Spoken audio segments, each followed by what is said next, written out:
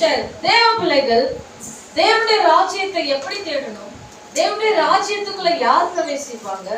தேவ ராஜ்யம் யாருக்கு கொடுக்கப்படும் அப்படின்றது.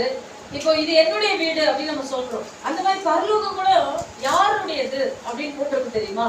யார் அந்த ராஜ்யத்தை போய் சுதந்திரிப்பாங்க தெரியுமா? வாசிக்கலாம். அதே சுவிசேஷம் 5ஆம் அதிகாரம் 3ஆம் வசனத்துல பரலோக ராஜ்யம் அவர்களுடையதுன்னு சொல்லப்படாது. எவர்களுடையது? ஆவியில் எளிமை உள்ளவர்கள் பாக்கியவான்கள். ஆவியில எளிமை உள்ளவர்கள் பாக்கியவான்கள். பரலோக ராஜ்யம் அவர்களுடையது. பரலோக ராஜ்யம் யாருடையது? ஹல்லேலூயா. ஆவியில எளிமை உள்ளவர்கள் பாக்கியவான்கள். பரலோக ராஜ்யம் அப்படிப்பட்டவங்களுடையது. அப்போ ஒரு மனிதன் இவங்களுடைய சொத்து அப்படின்னு சொல்லணும்னா அந்த ப்ராப்பர்ட்டி நம்முடையதா மாறணும், பரலோக ராஜ்யம் நம்முடையதா மாறணும், நாம் அதை சுதந்திரிக்கணும்னா நமக்கு தேவைப்படுகிற மிகப்பெரிய ஒரு சக்தி குவாலிஃபிகேஷன் என்ன? எளிமை. எளிமையானவனுக்கு தான் அவருடைய ராஜ்யத்தை அவர் கொடுக்கிறார். எளிமைனா என்ன? செருப்பு இல்லாம நடக்கிறதா? இழிச்ச வஸ்திரம் போட்டு போறதா?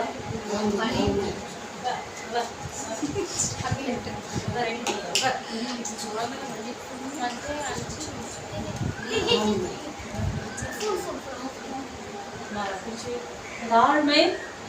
தாழ்மைனா எளிமை. எளிமைனா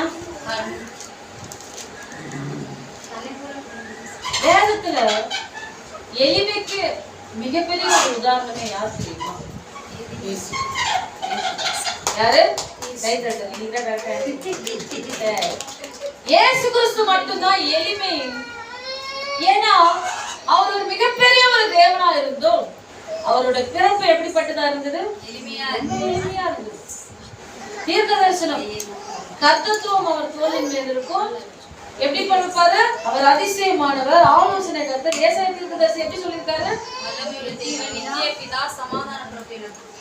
அப்படிப்பட்ட ஒரு தேவன் அரண்மனையில பிறப்பார்னு எண்ணிக்கொண்டிருக்கிற ஒரு தேவன், உலகத்தின் பாவத்தை சுமந்து தீர்க்கிற ஒரு தேவாட்டுக்குட்டி, அப்பேற்பட்ட தேவாதி தேவன் எப்படிப்பட்ட எளிமையை தரித்துக் கொண்டார்?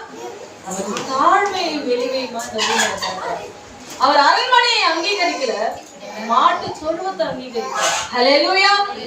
சாதாரண எளிமையின் ஒரு மகனா, ஒரு மரியாள், யோசேப்பு வறுமைக்கு கீழே இருக்கிற ஒரு குடும்பம். அப்படிப்பட்ட ஒரு குடும்பத்துல ஒரு தேவ பிள்ளையா அவர் பிறக்கிறார். ஹல்லேலூயா. ஒரு அப்படிப்பட்ட ஒரு குடும்பத்தை தெரிந்து கொள்றார். கொஞ்சம் வசதி படைத்தவங்களா, இல்ல ஊர்ல கொஞ்சம் எல்லாராலும் மதிக்கப்படுறவங்களா, அப்படி இல்லாம